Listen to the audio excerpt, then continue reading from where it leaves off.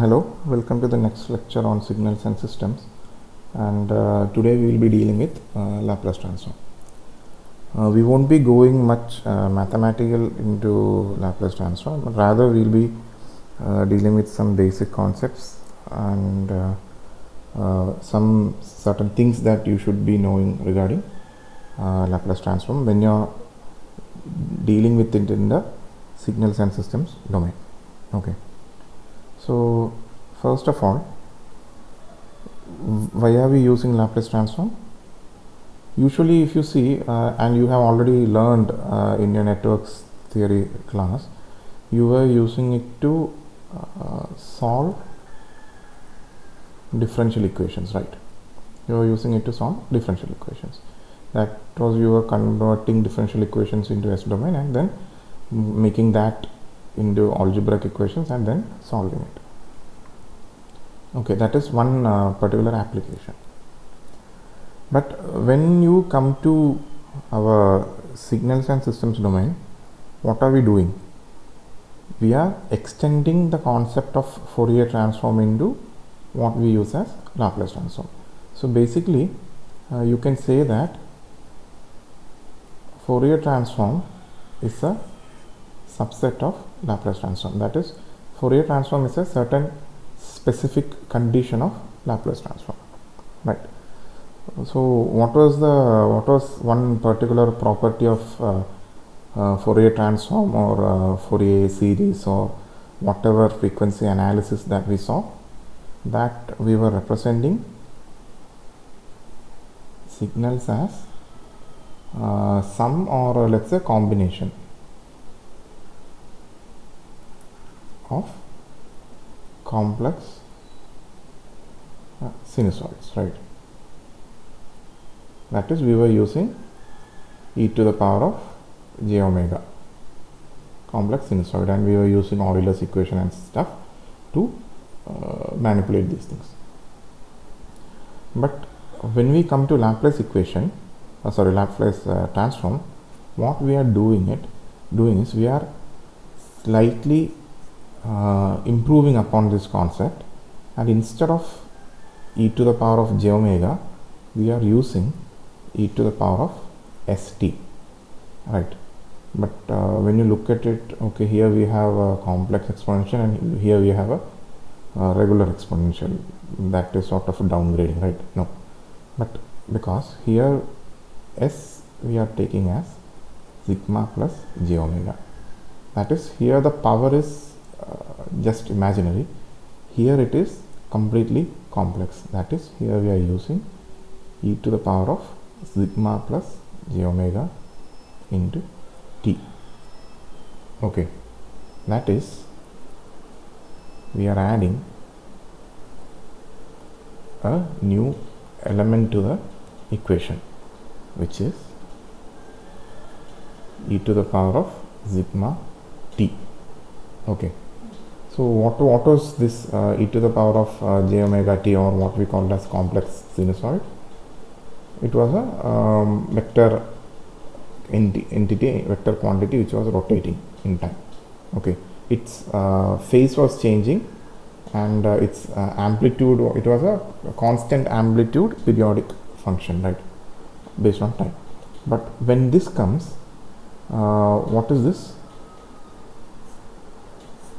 This is an exponential. So depending on the value of sigma, exponential can be increasing or exponential can be decreasing, right? That is, earlier we had a simple sinusoid. Now what we are able to do is, we are able to either damp the sinusoid or we are able to grow the sinusoid. That is, we are having more control over the signal representation. So that is the first thing that we need to talk about when we are talking about this Laplace transform. So let's write this mathematical equation x of s, that is the Laplace transform representation, equal to integral minus infinity to infinity x of t. This is our signal, into e to the power of minus st dt. Okay, now let it be that this is the basic equation for Laplace transform. Now I wish to slightly elaborate upon this using the concept of complex exponential that we use here. Okay, one thing is, this is a complex exponential, this is a complex sinusoid. I'm just saying it for the sake of not being confused. Okay, whenever I'm saying a complex sinusoid, I mean e to the power of j omega, and whenever I'm saying complex exponential, I mean e to the power of sigma plus j omega. Okay, now we can write this as to the power of sigma t minus j omega t dt, which I am splitting as e to the power of sigma t into e to the power of j omega t dt. Now if you consider this, if you consider this thing as one entity, one quantity, then you can say that x of s is the Fourier transform of this entity, right? Because Fourier transform is integral minus infinity to infinity something g of t into e to the power of minus j omega t. So we can represent x of s as the Fourier transform of x of t into e to the power of minus sigma t, right? And when will this Fourier transform and Laplace transform become the same thing? When sigma equal to 0. Okay, that is, Fourier transform is the Laplace transform evaluated at sigma equal to 0. That is, this is the complex plane. You know this. We learned about poles and zeros and stuff in our previous course. We have sigma, we have j omega, right? And we used to denote poles and zeros everywhere.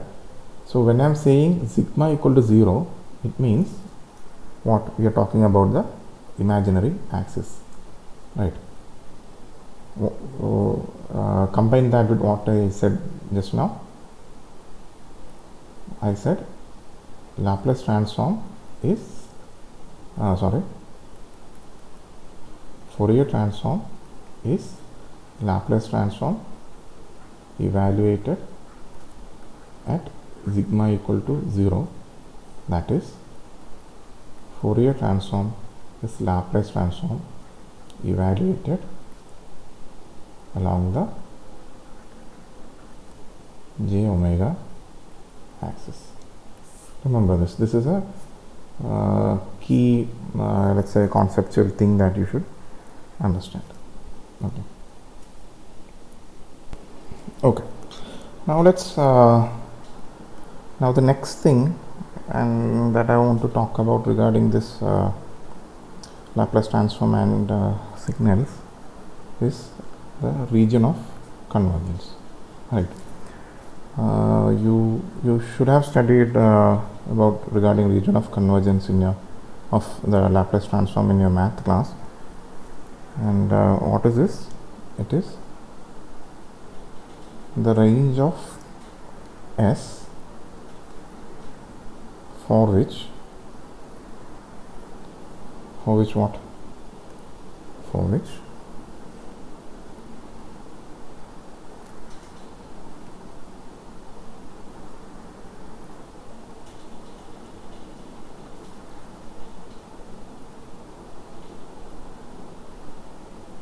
right, that is the range of values of s for which this integral, right, that is x of t into e to the power of minus sigma t is absolutely integrable. That is, the absolute integral value is less than infinity.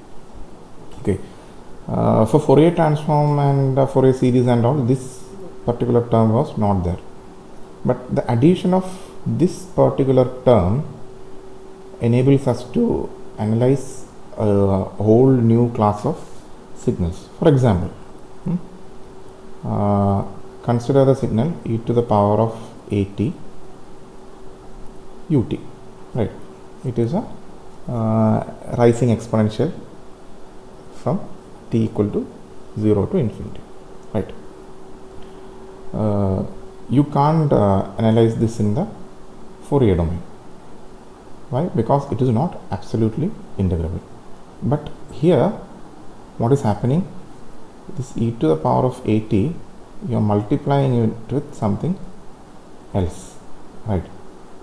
So you will get e to the power of a minus sigma into t. So as long as you have the correct value of sigma, you can keep this whole thing under control, right? That is, if you are increasing a, all you have to do is increase sigma. So you can keep that value from rising exponentially and going out of control. That is, I'm not meaning in the signal when we are taking the integral. So this addition of e to the power of minus sigma t, it makes so many signals which you are not able to find the Fourier transform for. You can do this in the Laplace domain. This makes this more more flexible, and because you can use this Laplace transform to analyze signals which are inherently unstable, we use Laplace transform for stability analysis.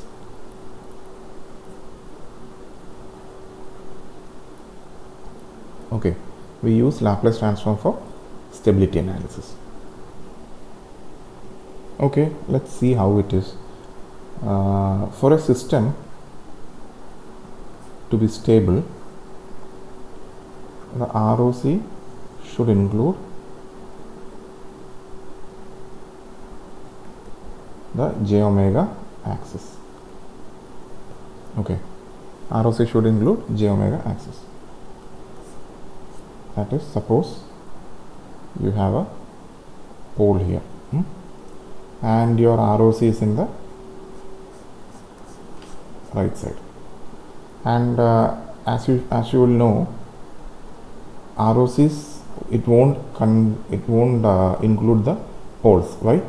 Because the value of the signal or system at a pole is infinity, and that particular frequency is infinity. So you cannot include a pole in the ROC, because by definition ROC means that should be a finite value, right? So if you are considering the ROC of this signal like this is stable because we are including the j omega axis. That is one simple concept. If the pole is here and the ROC is like this, then also the system is stable, or the signal is stable. Okay, now couple this with one more thing, the causality of a signal. What does it mean when you say that a signal is causal? It means it starts from t equal to 0, let's say, or it means it doesn't depend on the previous values. Okay, if a signal is causal, or a system is causal, then the ROC will be moving towards a RHS, right? That is, this particular system, this particular signal, this is causal, this is non-causal. Okay, that is the idea behind causality and stability. So what if you want the systems to be stable and causal? Then what do? Then the first thing is, for causality, the ROC should be on the RHS of the of all the poles, right? And for stability, it should include the j omega axis. Therefore, the condition for stability plus causality is that poles are on the LHS of the j omega axis. That is, if all the poles of the system are lying on the LHS, that means that particular causal system will be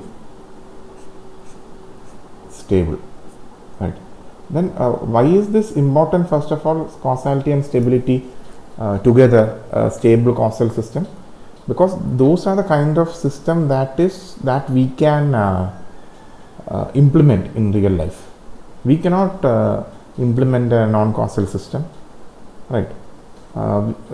There is no point in implementing an unstable system.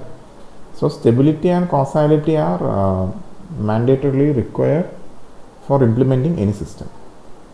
That is why for any LTI system, for stability and causality, the poles should be on the LHS. That is one of the main that should be one of the main takeaways from this session. Okay, another concept that you should be touching upon when you are talking about Laplace transform is unilateral Laplace transform. What is unilateral Laplace transform? That is, we are considering from t greater than or equal to 0 only. So for that, x of s is equal to 0 to infinity x of t e to the power of minus st dt. Okay. For this, most of the properties will be same as other regular Laplace transform. The only difference is when it comes to our differentiation in time property, what happens, d by dt of x of t will be x of s minus x of 0. That is, you have to consider what we did in network theory. We considered the initial value, right? And for second order differentiation, what happens? We have x squared s x of s minus s into x0 minus x dash 0, right? This is the main difference between unilateral Laplace transform and regular Laplace transform when it comes to our particular purpose. Because I am not diving deep into Laplace transform here, I am just giving some idea regarding how you should approach the topic. Okay. So these are some of the main things. Then there are our properties of Laplace transform, like linearity, then time shifting,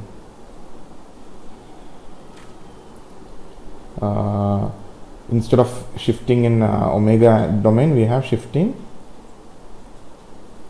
s domain, right? We have shifting s domain. Then we have differentiation in time, differentiation s domain, stuff like that. All of these things are etc. All of these things are very much similar to what we saw for Fourier transform, right? One another major or different thing we have from Laplace transform here is we have initial value theorem and we have final value theorem.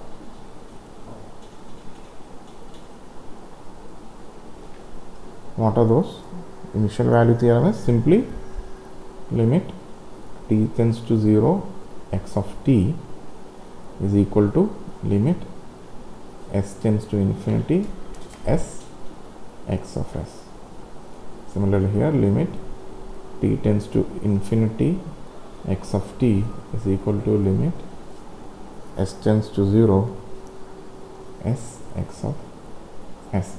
That is, if you know the frequency domain representation, you can find the initial and final values of the particular signal. Okay. Now, throughout this lecture, I have been using the term signal and system interchangeably, right? Sometimes I am saying, okay, Laplace transform of this signal, then I am saying this system is stable and stuff.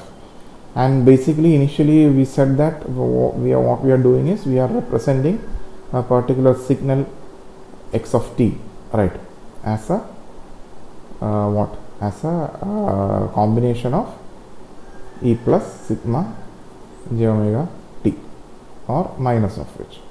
Okay. Then how does this? How do I link this particular signal to a system? How do I do this? Because I want to analyze a system, and I have a method of transforming a time domain signal into a frequency domain representation. That is what we are doing here, right? With anything, with Laplace transform or Fourier transform or whatever, basically converting a time signal or an entity which is based on time into based on frequency. Then how do I analyze this system using this method for representing a signal? That is where the concept of impulse response or what you know, the transfer function, right? Impulse response or transfer function of a system comes in, right? Impulse, they are transform of each other. Basically, what is impulse response? We say we have a system represented by h of t. If we give impulse as an input, we get what? We get this h of t, impulse response, as the output. So what is h of t? H of t is also basically a signal, a particular signal which varies upon time, right? So what are we doing? We are using a signal to analyze a system. But how did we get that signal? By giving an impulse as input to the system. Because therefore this particular signal, this output, it characterizes the system. That is why we are able to analyze a system based on this particular signal, which is the impulse response, and the transform of which is the transfer function of the system. Okay, that is what I have to say regarding Laplace transform.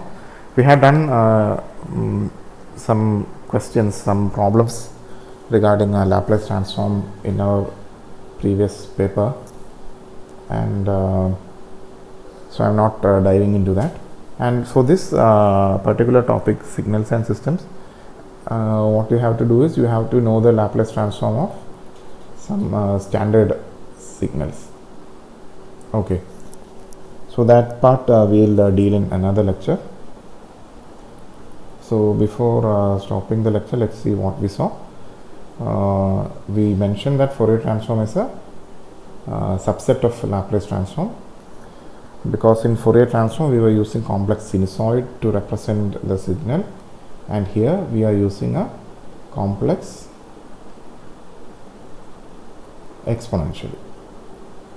Okay, we are using a complex exponential to represent the signal, and by virtue of this complex exponential we are able to represent more range of or rather more type of signals which may not be absolutely integrable by itself, but by multiplying this e to the power of minus sigma t, we are able to, let's say, tame, we are able to bring certain signals into control, and thereby we can use the Laplace transform to analyze them. We wrote the equation, basic equation, and we mentioned that Laplace Fourier transform is Laplace transform